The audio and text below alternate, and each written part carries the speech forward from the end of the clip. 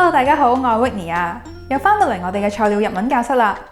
相信大家嚟日本旅行嘅時候，都有機會見過呢一啲，又或者係呢一啲嘅圖案啦。呢一啲驟眼睇係圖案，但係實際上佢哋係日本獨有嘅文字記號，又或者係漢字嚟嘅。佢哋有一啲有特定嘅讀音同埋意思，有一啲仲會隨住文意而到改變佢哋嘅讀音嘅。今日我就帶大家認識一下嗰啲特別嘅日文記號同埋文字啦。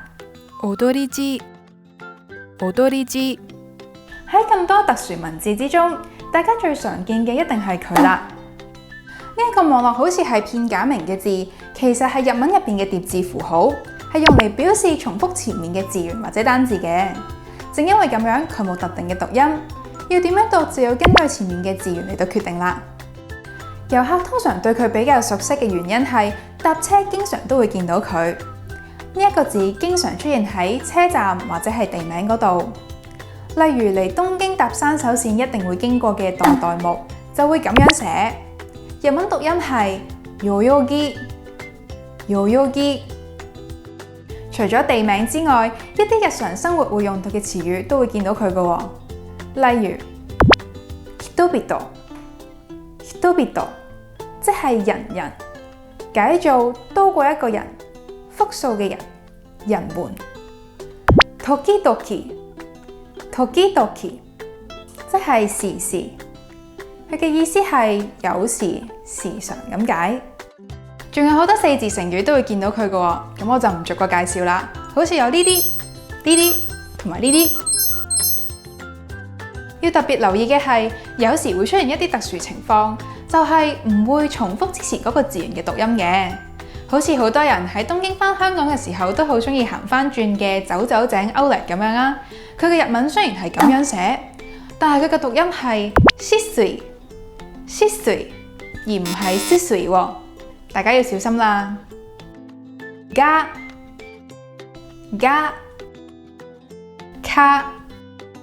か。另一個遊客比較常見嘅特殊文字就係呢一個，佢嘅讀音係が，有時亦都可以讀做か。佢有幾個意思嘅。第一個就係中文入邊嘅的，又或者係之，同日文入邊嘅の意思相同。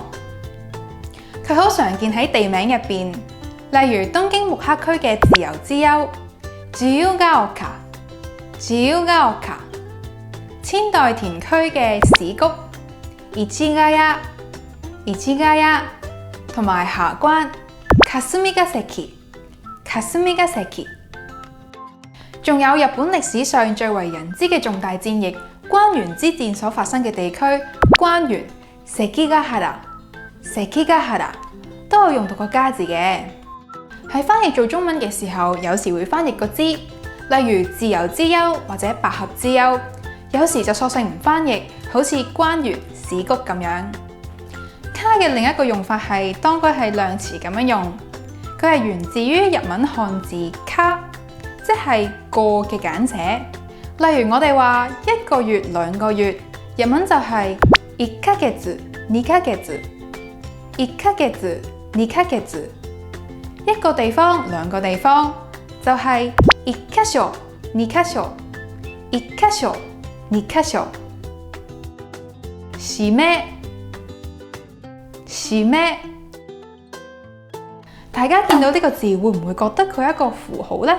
但係其實佢係一個和製漢字嚟嘅喎，佢嘅讀音係締め，相當於日文嘅詞語締め，有最後、結尾、關上、封印等等嘅意思嘅。就好似截止日期 deadline 嘅日文係締め切り，就可以咁樣寫。而喺寫完信封好信封之後，仲可以喺封口度寫一個締め，表示已經黐住咗、封死咗。締め仲可以係姓氏嚟嘅喎，好似女聲優締めの純子就用到締め呢個字啦。不過喺日文漢字入邊，剃啦、尖啦、搞啦都可以讀做締め，所以しめのさん就唔知道佢嘅中文係契爺小姐啊，定係尖野小姐啦。另外，大家都可以喺餐廳嘅餐牌度見到しめ嘅喎。飲食入面嘅しめ係解做最後用嚟收尾嘅料理，作用係俾食客最後飽肚用嘅，常見喺居酒屋同埋火鍋店。例如食shabu shabu食到最後，有啲人會加個烏冬入去，用煲入邊剩翻嘅湯底嚟煮一碗湯烏冬。亦都好多人會選擇加碗白飯煮成雜炊，白飯吸收晒湯底入邊嘅精華，再加隻蛋落去，簡直就係人間美味啊！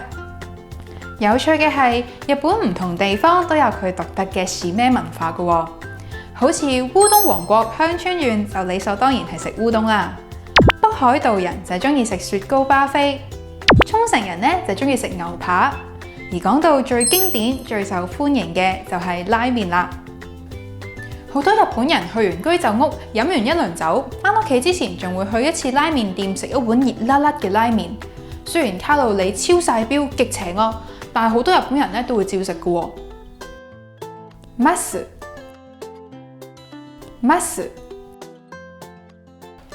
一個睇落好似圖案咁樣嘅，其實係一個文字符號，佢個名叫做星記號，日文係 maskigo， 佢嘅讀音係 mas。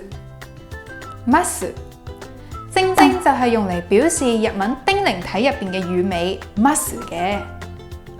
佢嘅起源係由日本專門用嚟量酒嘅正方形容器星記號法而嚟嘅。佢可以點樣用呢？舉個例子，譬如我哋話有日本酒，佢嘅日文係日本酒あります，用星記號咧就係日本酒あります。例如東主有喜休息一天咁樣啦，佢嘅日文我哋可以話本日都合によりお休みさせていただきます，加上星記號就係本日都合によりお休みさせていただきます。佢其實係冇乜特別嘅意思，只係用嚟代替咗 mas 呢個語尾嘅啫。有人話係因為以前啲人寫字嘅時候唔夠位寫晒全句，但又想保持禮貌繼續用敬語，所以就發明咗呢一個記號。不過到底係唔係真呢，就無從稽考啦。星記號喺江戶時代嘅使用率非常之高，但係到咗現代咧已經好少人用噶啦。大家可以當佢係一個日文嘅斗知識，學一個有趣嘅文字記號。就算下次嚟到日本真係見到呢個符號，都知係咩意思啊嘛。郵便マーク。如果你嚟日本嘅時候去過郵局，又或者見過街上嘅郵箱，你都可能會見過呢一個好似 T 字嘅符號。佢係日本嘅郵政記號，日文叫做郵便マーク。佢除咗係日本郵政系統嘅識別標誌，亦都係日本郵遞區號嘅符號。呢一個符號係由日本郵政嘅前身遞信省訂信所嘅頭文字嘅片假名訂演變而嚟嘅。大家如果要喺日本寄件或者寄信，喺寫地址嘅時候，首先要寫呢一個郵便記號，再寫上郵遞區號。例如我哋要寄去東京都港區嘅芝公園，我哋喺郵件上面就要寫上郵便記號1050011，之後再繼續寫郵件遞送地嘅地址。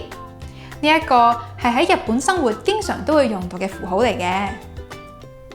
再講多個有趣嘅斗知識俾大家知啦。呢一個 T 字形嘅郵便記號，因為係喺1887年嘅2月8號公佈嘅，所以每一年嘅2月8號就係郵便記號之日啦。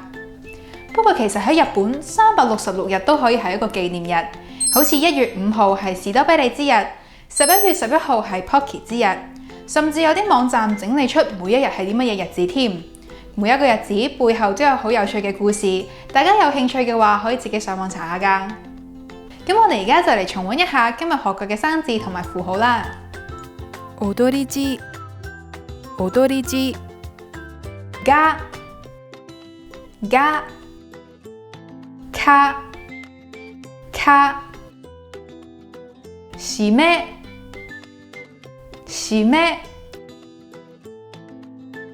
ます